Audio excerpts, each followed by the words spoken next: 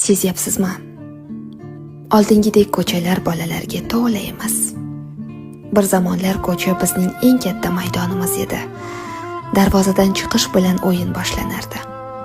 Quyosh botib, ko'chalar qorong'ulasha boshlasa ham yana 5 daqiqa deb iltimos qilardik.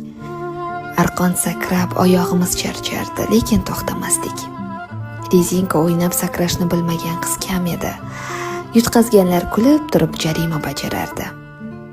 O'g'il bolalar esa to'p tepib bir oynani sindirsa ham ertasi kuni yana o'sha joyga qaytardi.